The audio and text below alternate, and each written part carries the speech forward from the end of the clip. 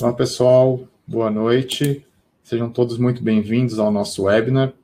O tema de hoje é servoacionamentos versus sistemas pneumáticos, né? Qual é a melhor opção? Então, a ideia aqui é a gente fazer um resuminho, né, das duas tecnologias e apresentar um comparativo para vocês. Vocês estão me ouvindo? Estão conseguindo visualizar tudo certinho?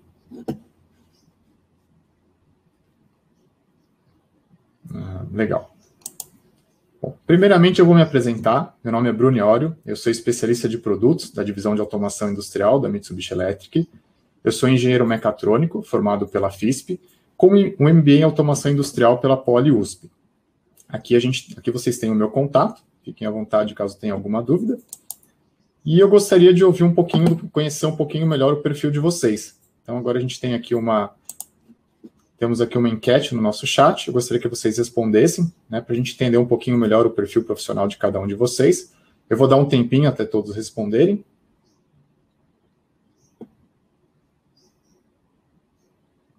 Legal, estou vendo que o pessoal aqui está respondendo. Vou dar só mais alguns instantes.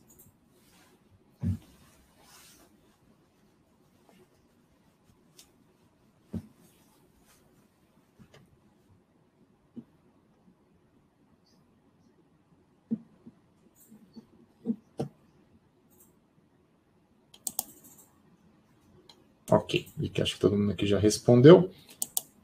Bom, então, primeiramente, eu gostaria de apresentar, né, o site e as redes sociais da Mitsubishi Electric. Então, nós temos o nosso site, onde vocês podem encontrar informações de catálogo, de manual, conhecer melhor os nossos produtos. Lançamos o Mabcast, é um podcast que vocês conseguem encontrar nas principais plataformas, né, onde a gente traz bastante informação sobre o mundo de automação industrial. Temos também o nosso Facebook, o Instagram, LinkedIn e o YouTube. Então, lá vocês conseguem ficar sempre por dentro das principais novidades. No próprio YouTube, vocês conseguem visualizar os nossos vídeos, os webinars antigos, né? Então, recomendo que vocês sigam as redes sociais da Mitsubishi para que tenham acesso a mais conteúdos. Lançamos também uma plataforma de treinamento online, né, que é o nosso curso EAD. Então, lá vocês conseguem fazer cursos online gratuitos, né, tanto da parte iniciante, então, conceitos do que é servo, com CLPs e HMs, temos treinamentos voltados para robôs, né, e também os treinamentos básicos, né, a parte de programação de produto, onde vocês vão conseguir entrar, conhecer um pouco melhor o nosso produto e fazer testes, né, colocar ele em funcionamento. Tá? Então, essa aqui é uma plataforma que a gente lançou esse ano, recomendo que vocês também acessem, tem bastante conteúdo legal. Falando um pouquinho da Mitsubishi Electric. Então, a Mitsubishi ela é uma empresa japonesa, né, com a sua matriz em Tóquio. Esse ano completamos o nosso centenário, então a Mitsubishi está completando 100 anos, agora em 2021. Aqui um pouquinho de números, com relação às vendas líquidas da Mitsubishi, ela é uma empresa que faturou 40,9 bilhões de dólares, estamos presentes em mais de 40 países, com mais de 146 mil funcionários. A Mitsubishi Electric ela é líder na aplicação de patentes no mercado japonês, e ela está, desde 2013, no top 5 global de aplicações de patentes. Então, a Mitsubishi investe bastante no desenvolvimento de produtos, de tecnologia, e isso reflete no número de patentes que a gente consegue requisitar com relação aos nossos produtos. Com relação ao portfólio de produtos da Mitsubishi. Então, aqui nós temos a divisão de os produtos de automação e visualização. Dentro desse nicho temos a parte de CLPs, que são os controladores lógico-programáveis, temos as interfaces homem-máquina e o software de programação e sistema supervisório. Na parte de acionamento, nós temos os servos, a parte de motion controller, inversores de frequência e os robôs industriais. Temos também uma linha voltada para controle, distribuição e monitoramento de energia, né, onde contamos com disjuntores de baixa tensão, partida de motores, aí temos contadores, disjuntores, relés, a parte de multimedidores para gerenciamento de energia e os dispositivos e softwares para gerenciamento de energia. Além disso, também temos uma linha mecatrônica com os CNCs, máquinas de corte a laser e de eletroerosão. Os nossos produtos são fabricados, principalmente, temos duas fábricas no Japão, né, de Nagoya e de Fukuyama, onde nossa linha de servos, CLPs, inversores e HMs, os multimedidores, eles são fabricados no Japão, com toda a qualidade japonesa. E, bom, vamos dar início, então, ao nosso tema de hoje, né, que é a comparação entre servoacionamentos e sistemas pneumáticos. Qual é a melhor opção? Então, a ideia aqui é a gente fazer uma apresentação das características dos dois sistemas, né, e ao longo da apresentação a gente vai pontuando aonde que seria melhor utilizar o servoacionamento e os sistemas pneumáticos. Então, primeiramente, né, antes da gente entrar nos comparativos, eu gostaria de mostrar com relação ao princípio de funcionamento. Tá? Então, a gente tem aqui o sistema pneumático, ele vai funcionar com ar comprimido. Tá? Então, o princípio, a força por trás da movimentação dos pistões, dos cilindros, ela ocorre através do sistema de ar comprimido. Já o servoacionamento, ele é controlado através da eletricidade. Então, aqui a gente tem, seria um esquema do motor, do nosso servomotor, onde a gente tem o estator e o ímã, e o rotor de ímã permanente. Então, aqui vai circular uma energia elétrica e vai gerar um campo magnético. Então, essa força magnética resultante, que é o que vai fazer o nosso motor girar. Então, aqui nós temos duas tecnologias totalmente diferentes, né, onde uma utiliza o ar comprimido e a outra vai utilizar a eletricidade como forma de gerar energia, como forma de gerar movimento, desculpe. Com relação aos componentes, o sistema pneumático, para você ter a atuação do cilindro, a gente precisa de toda uma infraestrutura. Né? Então, ele conta com compressor, tem a parte de secagem de ar, filtros de linha, a parte de válvulas. Né? Então, tudo isso aqui vai fazer parte do sistema pneumático. Né? Enquanto no servoacionamento, nós temos aqui a parte elétrica. Né? Então, você vai ter a alimentação trifásica da planta, e aí você vai ligar, por exemplo, no disjuntor para fazer a parte de proteção. Nós temos aqui o contator, o servoamplificador e o servomotor. O servoamplificador é que vai fazer o controle do motor, né, que vai acionar, e o servomotor é o que vai dar movimento à parte mecânica. Então, esse aqui seria um esquema, um resumo do nosso sistema de servoacionamentos. Com relação ao esquema de ligação, né, então aqui a gente tem um diagrama de um sistema pneumático, né, onde vai ter a unidade de tratamento de ar. Aqui a gente tem um botão de liga, uma válvula 4x2 com um fim de curso, que vai fazer o acionamento e o retorno do cilindro. No servoacionamento, a ligação ela é feita, né, através da energia da rede. Então, vamos pegar aqui como exemplo um sistema trifásico 220 volts, né, passando por um disjuntor, um contator. Vamos fazer a conexão elétrica entre o amplificador e o motor, que é onde ele vai receber os sinais de a tensão e corrente, né, para poder fazer o giro. E aqui a gente tem um dispositivo de feedback, que seria o encoder, que é o que vai informar ao amplificador qual que é a posição do motor. E aqui a gente tem os sinais elétricos que vão ser responsáveis por dar o comando para ele fazer um movimento ou outro. Com relação à movimentação, o sistema pneumático, a gente tem um deslocamento definido pelo comprimento da haste do cilindro. Então, a gente trabalha com basicamente duas posições, né? A posição 0, que é quando a haste está recuada, e a gente tem a posição avançada, que é o comprimento máximo do cilindro, né, da haste. Então, essa distância ela é fixa. Né? Então, a gente não tem como fazer posicionamentos intermediários. Já com o servoacionamento, o deslocamento ele vai ser definido pela quantidade de voltas do motor. Então, a gente tem uma distância 0, e o máximo é relacionado ao comprimento do fuso. Né? Então, qualquer posição entre o 0 e o comprimento máximo do fuso é possível. Então, aqui a gente consegue fazer um controle muito preciso, né, em décimo, centésimo, às vezes até milésimo de grau. Então, aqui a gente consegue trabalhar com diversas posições entre esse ponto A e B, enquanto no sistema pneumático essa posição ela é fixa. Com relação à flexibilidade de produção, né, então, uma vez que você colocou um atuador pneumático na sua linha, com uma haste fixa, basicamente você vai conseguir produzir um único tipo de produto. Né? Você fica limitado em poder alterar a sua produção, já que aquela distância ela é fixa. Se você quiser fazer um deslocamento maior ou menor, você vai precisar alterar o seu cilindro. Já com o servoacionamento, você consegue fazer diversas posições, né? Você tem uma flexibilidade muito maior de posições, né? De poder atuar com diversos tipos de produto, onde você pode trabalhar com posições, velocidades e torques diferentes. Então, isso vai aumentar a sua flexibilidade de produção. Aqui eu vou mostrar um vídeo, né, onde a gente tem um fuso com um servo, e aqui a gente tem como usar uma área de memória interna, já definindo diversas posições para ele fazer esse movimento de avanço e retorno.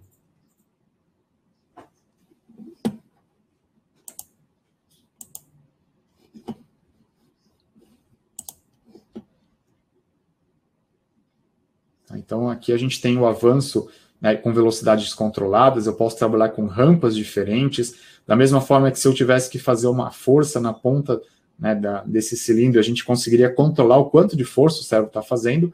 Então, isso vai te garantir uma flexibilidade muito maior, né, na sua linha de produção do que um sistema pneumático que o avanço ele é fixo.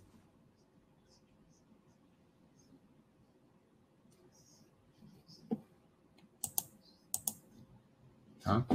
Bom, com relação à parte de controles, então o sistema pneumático a gente tem como fazer alguns tipos de controle através de válvulas reguladoras de fluxo, onde a gente vai limitar a velocidade, o controle da pressão do sistema, que vai mexer também na força e velocidade de atuação, e o fim de curso mecânico, né, que vai determinar a posição da haste.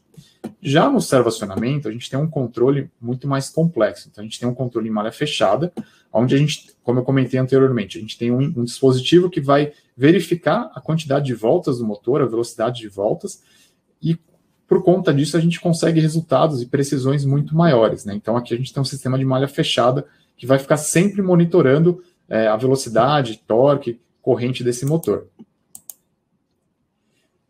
Por conta disso, né, a gente tem aqui um comparativo com relação a variações de carga e até mesmo vibrações nos dois sistemas. Então, o sistema pneumático ele é mais suscetível a esse tipo de variação, né, de carga e de vibração, porque ele não tem como fazer correções, né, enquanto ele está operando, né. Com relação ao servoacionamento, por a gente ter essa malha, né, a gente, na verdade, tem 3 malhas de controle dentro da arquitetura do servo, né, uma malha que vai fazer o controle da corrente, uma malha que vai fazer o controle da velocidade, uma outra malha de posição. Então, tudo isso aqui é interligado, essas malhas, né, com realimentações através do encoder. Então, por conta disso, a gente consegue fazer correções mais rápidas e dinâmicas.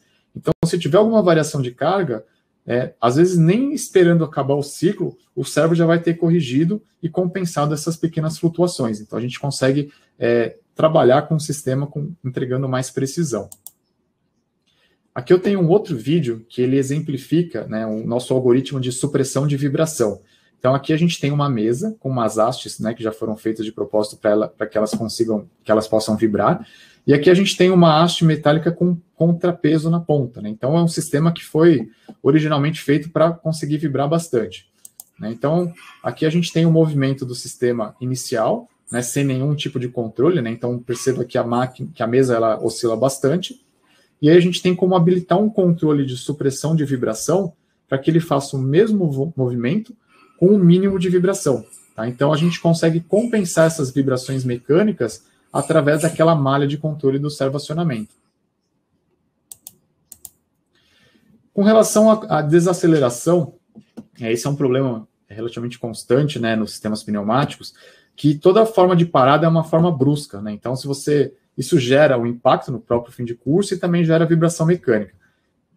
Para você absorver um pouco dessa vibração, né, o pessoal utiliza os amortecedores, né? Então, são dispositivos que você coloca justamente para suavizar um pouco o impacto, né, do acionamento no fim de curso. Aqui a gente tem, no servoacionamento, a gente já tem um controle por rampa de desaceleração. Tá? Então, essa rampa ela permite que você faça uma parada suave e controlada. Então, não vai ter batida, não vai ter vibração mecânica, né, porque a gente consegue fazer um controle tanto para acelerar a carga e também na desaceleração. Aplicações verticais. Quando se utiliza o sistema pneumático para fazer um acionamento na vertical, é necessário utilizar uma trava mecânica externa ou uma válvula de retenção que possa sustentar a carga, né, numa situação de emergência. Isso daí é extremamente caro, né, não tem tanta segurança e também acaba gerando impacto no fim de curso. Com aplicações de servoacionamento, a gente tem, primeiro que os nossos motores, servomotores, eles têm a opção de freio, né, então você já tem um freio integrado no motor, que qualquer desenergização da máquina, do equipamento, ele vai acionar o freio, né, ele tem uma lógica NF, e além do que você tem um controle eletrônico que vai garantir a precisão de parada, de partida e parada desse acionamento, né? Então, todos esses momentos você vai conseguir fazer esse acionamento do freio para garantir que a carga ela não volte, ela não caia, né? Então, você tem mais vantagens utilizando o servo nesse tipo de aplicação. Sistemas cartesianos, né? Então, aqui sistema cartesiano, basicamente, é você utilizar 2 ou 3 conjuntos, né, de atuadores para fazer uma movimentação. Então, nos sistemas pneumáticos, né, a gente acaba tendo um alto nível de vibração, também com impacto de fim de curso. Uma outra limitação é que nós não temos paradas intermediárias, né, então ele vai até o final do curso do cilindro, e a velocidade ela acaba sendo menor, você tem um tempo de resposta menor. Fazendo um sistema cartesiano com servoacionamento, né, primeiro que a gente tem a possibilidade de trabalhar com interpolações dos eixos x, y, z, né, uma interpolação linear e também uma interpolação circular, algo que não é possível fazer com o sistema pneumático. Né? Então, isso vai garantir uma maior flexibilidade da produção, então você consegue fazer paradas em diversos pontos do conjunto, tá? E além do que, você pode colocar um eixo rotativo para fazer o controle da garra. Se você quiser dar um movimento na garra com eixo rotativo, com servo é possível, sistema pneumático é bem mais complicado. Temos uma aplicação de controle de aperto e pressão, né? A gente chama também de Press Fit Control. Como é que funciona esse sistema que é feito exclusivamente com servo? A gente consegue trabalhar com controle de posição, velocidade, e aí faz a mudança para torque.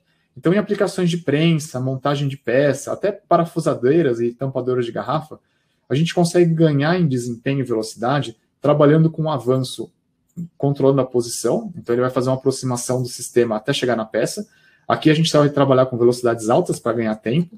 A hora que ele chegou numa posição pré-determinada, a malha de controle vai alterar para torque. Então, aqui ele vai fazer um controle de torque para garantir uma pressão, uma força executada aqui no produto.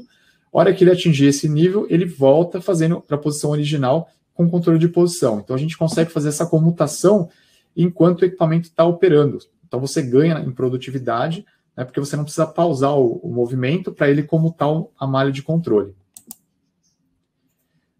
Um ponto interessante, né, com relação à comparação de sistemas pneumáticos e servoacionamento é quando você tem uma planta já operando e você precisa adicionar mais atuadores na planta. O sistema pneumático ele fica limitado basicamente à capacidade do compressor e da rede de ar comprimido. Então, se você quiser colocar muitos sistemas e o seu compressor já estiver próximo do limite, o que vai acontecer? Você vai ter que colocar um novo compressor, gerando um custo maior, né, justamente porque a sua limitação está dentro aqui do compressor, a capacidade dele de produzir o ar comprimido. Já no servoacionamento, você consegue aumentar isso de uma forma bem mais simples, né? Você está limitado basicamente à capacidade do fornecimento de energia da planta, né? Que normalmente é uma potência bem alta, né, contratada. Então, se a gente for falar de servos de 400 watts, a gente consegue colocar centenas de servos, né, sem ter muitos problemas de energia, enquanto se fosse colocar com atuador, provavelmente teria que alterar o compressor. Com relação à instalação dos sistemas, né?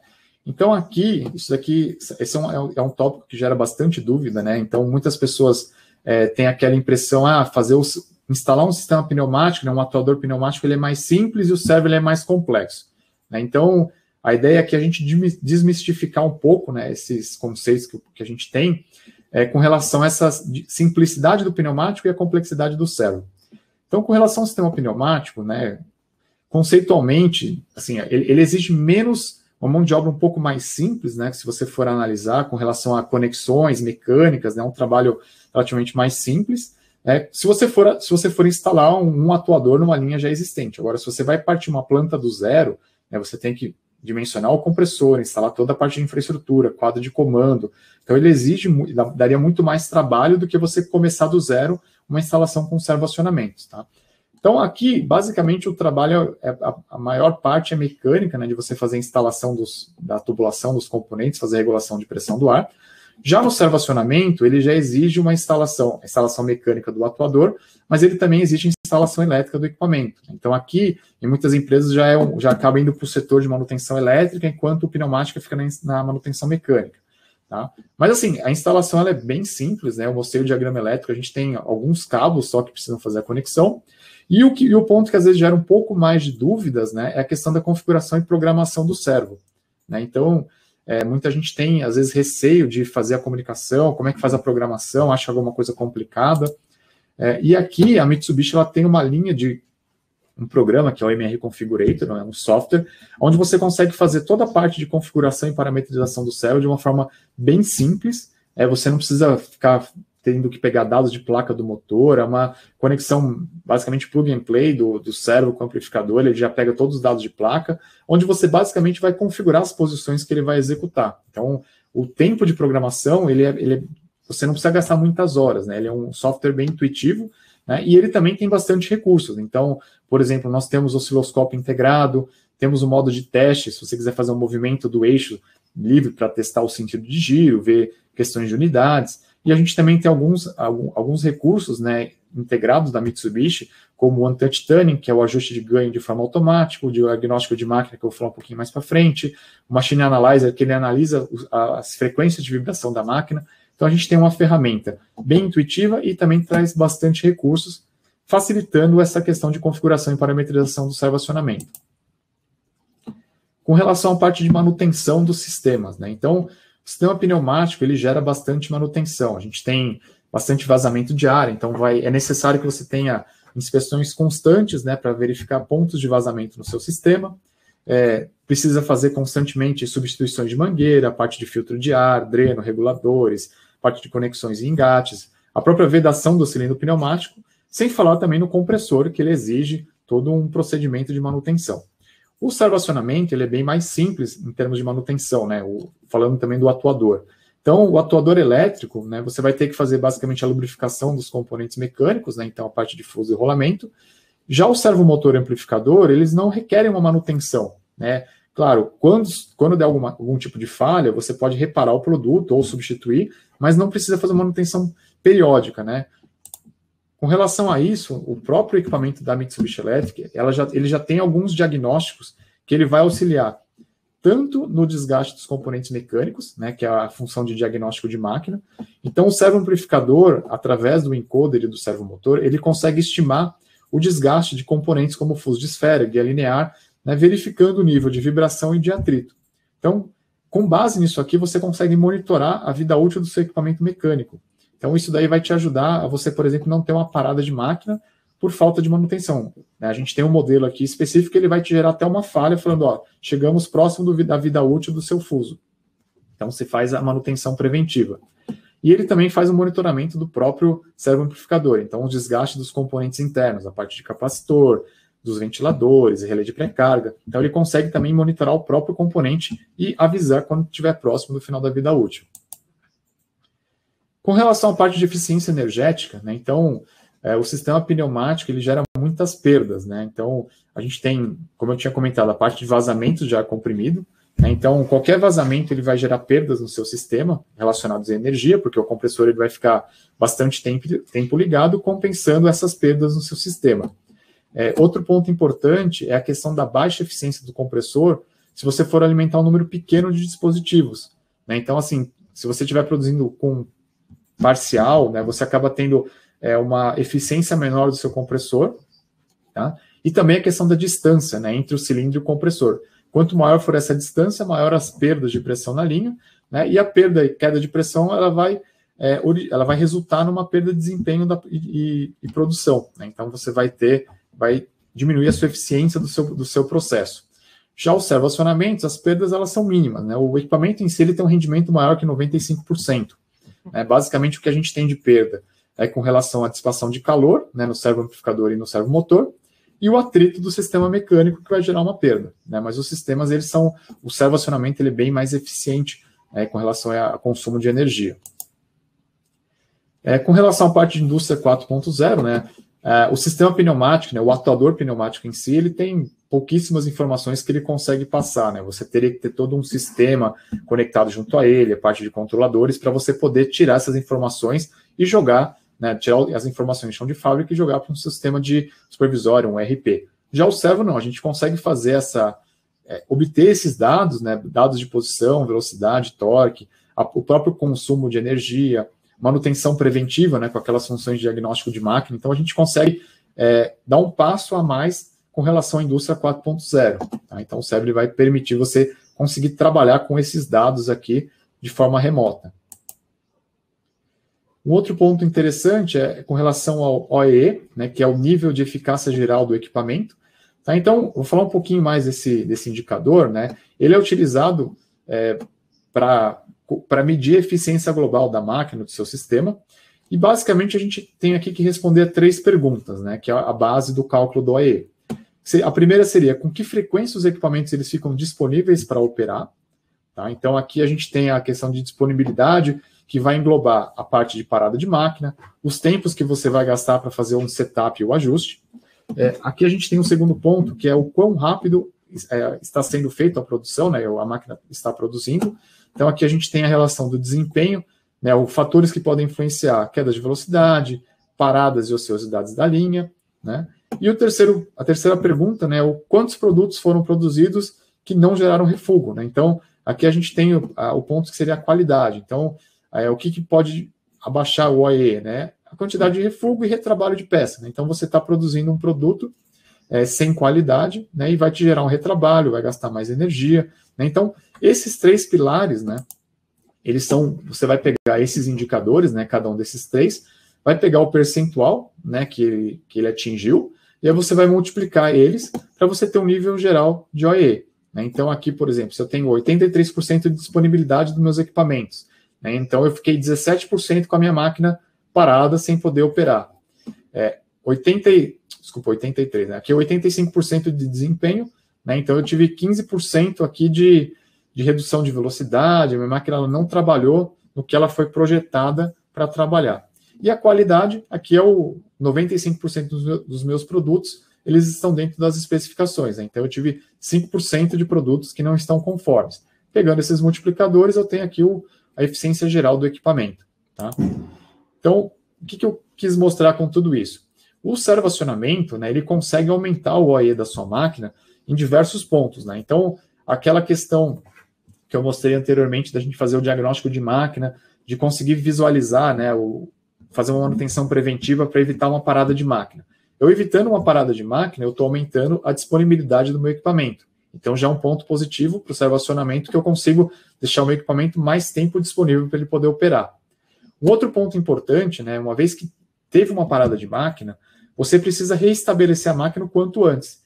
Então, aqui a gente tem 2 recursos no nosso servoacionamento que vão auxiliar você a reestabelecer a máquina e voltar ela em operação o quanto antes. O primeiro ponto são os registros de alta capacidade. Então, como é que funciona esse registro? O nosso equipamento, né, quando der uma falha, ele vai mostrar no alarme, no display, qual que é o código da falha, mas também ele vai armazenar numa memória retentiva algumas informações, como corrente do motor, a posição do motor, percentual de torque, né, a posição do encoder, e vai deixar isso armazenado numa tabela, e você vai conseguir visualizar num gráfico, né, essas curvas instante anterior, né, alguns milissegundos antes e alguns milissegundos depois da falha. Então, com o gráfico e com esses valores de tabela, você consegue ter uma ideia melhor do que originou a falha no seu sistema. Tá? Então, deu um problema no turno da noite, não tinha ninguém lá, resetaram o equipamento e voltou a operar. Mas ocorreu uma falha, né? Então você consegue depois, através do software, verificar quais foram as causas dessa falha para tentar evitar que isso acontecesse novamente.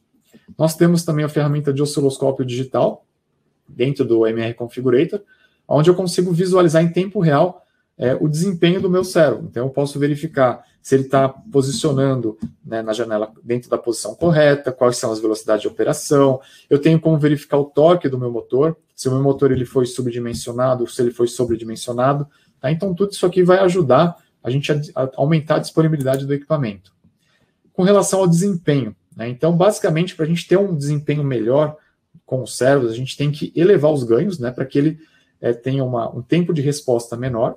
Só que quando você aumenta o ganho do servo, normalmente você gera instabilidade. Então você tem que achar um limite onde você consiga trabalhar de forma eficiente com os melhores ganhos.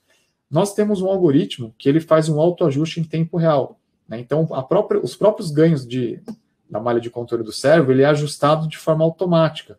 A gente define com quantas vezes por segundo ele vai ficar verificando essa malha. E aí o interessante é que a gente tem um exemplo, eu estou fazendo um posicionamento com uma carga, vamos supor aqui, de 5 quilos. Então ele fez os cálculos e ele determinou esses ganhos para eu fazer esse movimento. Se eu aumentar essa carga em 10 vezes, por exemplo, 50 quilos, estaria dentro do torque nominal do meu motor, só que os ganhos que eu tinha calculado inicialmente, eles não são iguais, né? Então eu tenho que refazer toda a parte de cálculo. Né? Então aqui eu tenho tudo isso aqui feito de forma automática através de um algoritmo. Então aqui vai me ajudar. Se eu tiver atrito, o próprio servo vai compensando a cada ciclo, né? Então eu vou tendo um desgaste dentro do tolerável, a gente consegue manter o mesmo desempenho ajustando o ganho do servomotor. E com relação à qualidade, né? Então aqui a gente tendo um equipamento com alta velocidade, alta precisão, você vai conseguir produzir peças com mais qualidade, evitando o retrabalho. Então, aqui a gente tem a nossa linha de servo-acionamento do MRJE do J4, né, com resposta de frequência de 2 e 2,5 kHz. Né, então, quanto mais rápido essa resposta, melhor vai ser o meu posicionamento, né, mais precisão eu vou ter. E o outro ponto que a Mitsubishi trabalha com uma linha de encoders de alta resolução. Então, a gente tem um encoder do JE de 17 bits, que dá 131.072 pulsos por volta, e eu tenho o MRJ4, que tem um encoder de altíssima resolução com 4.194.304 pulsos por volta. Tá? Então, imagina que se eu pegar 360 graus, dividir por 4 milhões, né, esse resultado equivale a um pulso. Né? Então, eu tenho muitos pulsos por volta. Né? Quanto maior essa quantidade de pulsos, mais preciso eu consigo fazer o posicionamento do meu motor. Bom, agora, falando de um tópico que o pessoal faz bastante comparação, né, e às vezes faz algumas análises erradas com relação aos custos. Né? Então, aqui eu quis pontuar bem, né, fazer uma análise de custo, a gente tem que avaliar alguns fatores. O primeiro ponto é o custo de aquisição do equipamento, né, que seria a compra do produto. Então, né, vamos colocar só o cilindro, as válvulas, mangueiras, conexões, né, só a ponta, né, do acionamento, onde vai o atuador pneumático, e aqui a gente vai comparar com o servo amplificador, o motor e esse sistema mecânico. Então, esse valor de aquisição do sistema pneumático ele é mais barato, né, o custo dele é menor comparado com o servo acionamento. Tá? Então, esse custo inicial aqui de aquisição é um ponto positivo, digamos assim, para o sistema pneumático. Ele é mais barato em comparação com o servo. Só que a gente tem que analisar, né, o custo, não só o de aquisição. Né? Aqui a gente tem uma sigla, que é o TCO, que seria o custo total de propriedade. Então, no TCO, a gente considera, claro, o custo de aquisição do produto, só que aqui a gente vai levar em conta o custo de operação vezes o tempo de operação. Né? Então, o que seria o custo de operação? Seria toda a parte de manutenção, o consumo de energia, aquela peça que o sistema fez com defeito, a gente vai ter que computar esse custo, né? Então, quando a gente leva tudo isso em consideração, né, a gente vê, eu vou ter um gráfico depois que vai mostrar bem essas diferenças, né? Então, aqui, o custo relacionado à compra do equipamento seria um ponto positivo para o pneumático, já os custos direto e indireto para manter o equipamento em operação, aí já é um ponto positivo para o servo, tá? Então, aqui a gente tem um gráfico onde a gente traça as duas curvas, né? Então, em verde, a gente tem aqui o custo do servo ao longo do tempo, e em azul a gente tem o custo do sistema pneumático ao longo do tempo. Tá? Então, inicialmente, né, como já foi mostrado, o custo do servo ele é maior do que o sistema pneumático. Tá? Então, nesse ponto aqui, é mais vantajoso a gente trabalhar com o sistema pneumático. Só que conforme vai passando o tempo, tá? Então, assim, a gente chega num ponto de equilíbrio, né? Aqui a gente não entrou com números, né, com dados exatos, porque teria que fazer simulações de sistemas, mas esse tempo aqui ele não é muito longo, tá? Então, estima-se que entre 6 meses e 1 ano, você já chega nesse ponto de equilíbrio, tá? Então, daqui para frente, né, o sistema de servo, ele é bem mais econômico, tá? Então, aqui, quando você vai tendo perdas por eficiência, vai tendo vazamento, parada de máquina, então todos esses fatores que a gente tem mais com o sistema pneumático do que com o servo, vão aumentando o custo total, tá? Então, assim, se você pensar de médio a longo prazo, vai ver que a questão do servo, só em questão de consumo de energia, né, de custo, ele já se paga. Né? Então, é um investimento interessante para se fazer. Tá? E aqui um comparativo, né? Então, tentando fazer um apanhado, fazer um resumo, né, de tudo que a gente trouxe até agora. Né? Então, quando que eu devo utilizar um sistema ao invés do outro? Então depois dessa apresentação eu só vou usar o servo? Ou não vou usar servo, usar sistema pneumático? Não. Então aqui a gente tem alguns casos onde realmente é mais vantajoso você usar o sistema pneumático, né? Como, por exemplo, se a planta ela já tem um sistema de ar comprimido, né, então, assim, já tem toda aquela parte de infraestrutura, já tem os compressores, né, você só precisa colocar um atuador novo. E você não precisa de muita precisão, precisa só fazer um deslocamento, né, avançar uma posição, e normalmente para deslocamentos curtos, né, então, eu vou fazer um deslocamento de 50 milímetros, já tenho toda essa infra, o sistema pneumático ele vai ser mais vantajoso. Tá? Então, eu vou fazer um controle utilizando fim de curso, né, eu vou usar uma instalação convencional, não vou precisar fazer programação. Então, nesse ponto aqui, o sistema pneumático ele é mais vantajoso do que o servo. Agora, se você quer mais precisão de posicionamento, né, uma flexibilidade de produção, né, fazer paradas intermediárias no seu posicionamento, Você quer fazer um controle de velocidade ou um controle de força, né? Então, você não quer simplesmente chegar no ponto A ou B. Você quer fazer um deslocamento controlado, você quer aplicar uma força no seu produto, você quer aumentar a sua eficiência energética, né? Então quer reduzir gastos, né?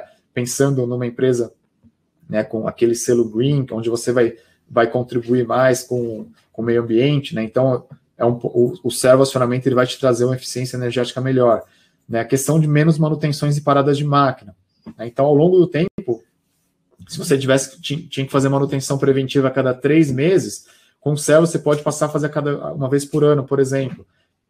Então, aqui você vai ganhando, né, em produtividade. E também, muitos fabricantes, né, muitas empresas já estão vendo opções 100% elétricas. Né? Então, você tem uma máquina relativamente simples, só que você fabrica essa máquina, monta essa máquina, só que o seu cliente final não tem uma infraestrutura de ar comprimido. Né? Então, muitas vezes, não é vantajoso para ele ter um sistema pneumático na máquina. Ele prefere pagar um pouco a mais, sendo que para ele não colocar um compressor na linha. Né? Então, todos esses pontos aqui são vantagens, né, que a gente vê com aplicações de servo-acionamento. Tá? Bom, pessoal, a ideia era essa, né, fazer um compilado aqui das informações. Eu espero que vocês tenham gostado da apresentação. Tá? Muito obrigado pela disponibilidade, pelo tempo de vocês. Eu gostaria que vocês pudessem avaliar, né, agora o conteúdo, né, o que vocês acharam da apresentação. Tá? Eu vou deixar aqui um tempinho aqui para vocês poderem responder o que vocês acharam, tá? Se vocês tiverem também alguma dúvida, podem colocar no chat.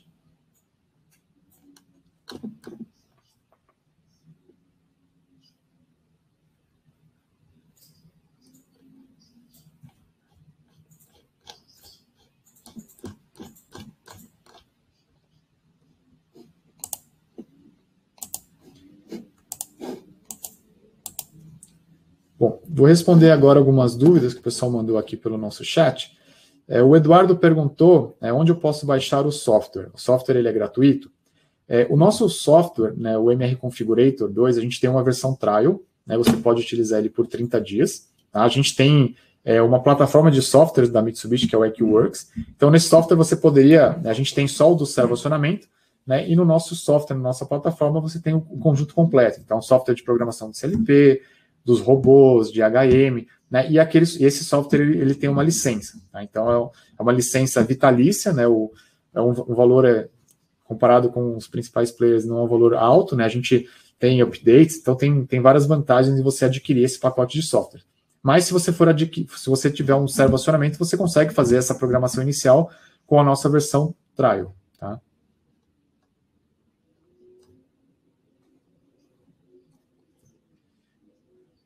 A pergunta aqui do Geraldo, se existe algum comparativo de sustentabilidade dos dois, né, entre o servo, motor e o sistema pneumático. Existem muitos fabricantes, né, de sistema pneumático, de atuadores pneumáticos, que eles fazem algumas estimativas, né? Então, assim, existe esse comparativo, né? Nós aqui da Mitsubishi, como a gente trabalha mais com a parte do servo, né, a gente não trouxe nenhum valor, não trouxe nenhum estudo com números, né? Mas o que a gente traz aqui, de forma genérica, né, de forma geral, são os benefícios da tecnologia de servo-acionamento comparado com a pneumática. Né? Então, aqui já dá para ter uma ideia dos diferenciais de um e o outro, tá?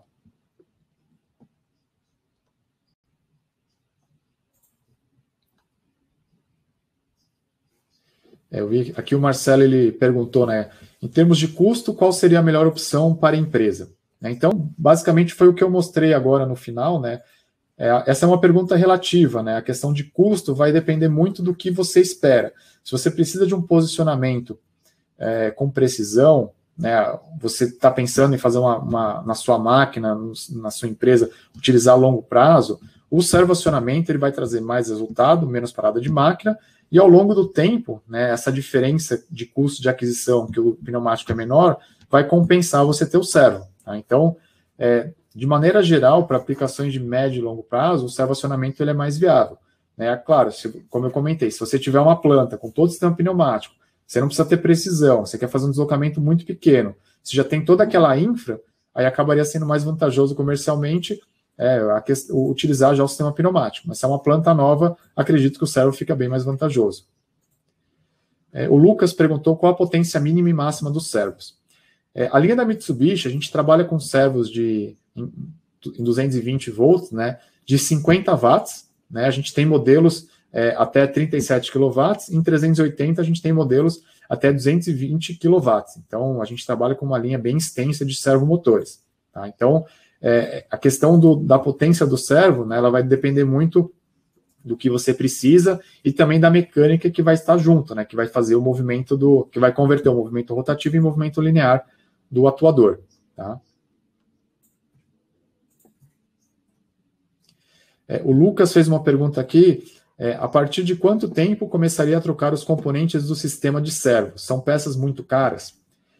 Olha, a gente tem equipamentos aqui no Brasil, né, de uma linha que seria do MRJ2S, que ele começou a ser fabricado nos anos 2000. E até hoje ele está ativo e está produzindo, trabalhando constantemente. Então, assim, o tempo ele depende muito da aplicação, da instalação elétrica, né? Então, existem vários fatores, né? Não dá para a gente determinar com muita precisão, vai durar 1 ano, 2. Então, assim, a gente tem vários casos de produtos que estão há mais de 20 anos no mercado trabalhando, funcionando corretamente, tá? Normalmente, como depois de 20 anos, né, a tecnologia ela já evoluiu. Então, o que a Mitsubishi ela tem? Ela tem como você fazer a migração desse seu sistema. Então, você pode manter o seu motor antigo e trocar o servoamplificador, né? O ideal é que você possa fazer essa migração do conjunto, né? Quando o produto ele passou a ser descontinuado, né? Você não vai ter mais peça de reposição, né? Então, basicamente, assim, a vida útil é relativamente longa, né? A gente tem aqui produtos de 20 anos e ainda funcionando, tá?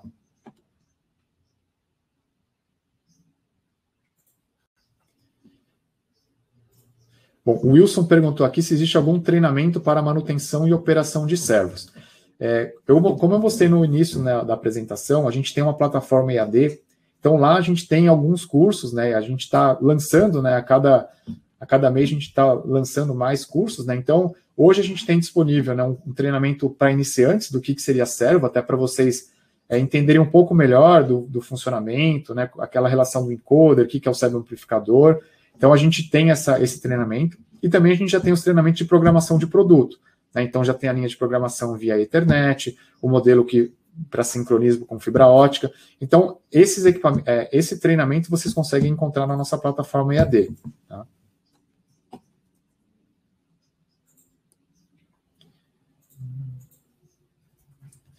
O Adriano perguntou aqui se existem servos blindados para trabalhar embaixo d'água. Sim, existem alguns modelos de servomotor.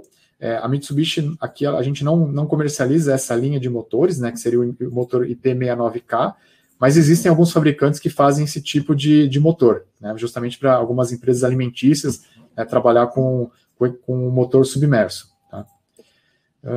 O Wilson perguntou se o encoder ele é interno. O encoder ele fica dentro do motor, né?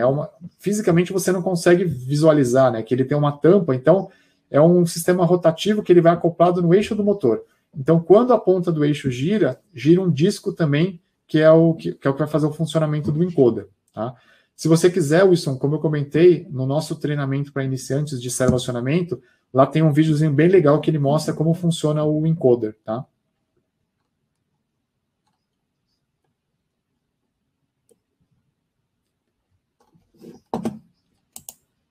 Bom, pessoal, quem tiver mais alguma dúvida, quiser mandar depois, a gente responde, tá? Eu só queria convidar vocês para o nosso próximo webinar, que vai ser no dia 27/4, às 9h30. O título dele é Saiba como economizar energia com as funções nativas dos inversores Mitsubishi Electric.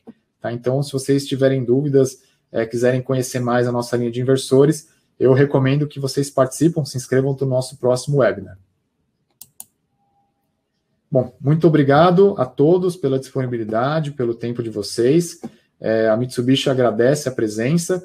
Qualquer dúvida, estamos à disposição. Até mais, muito obrigado.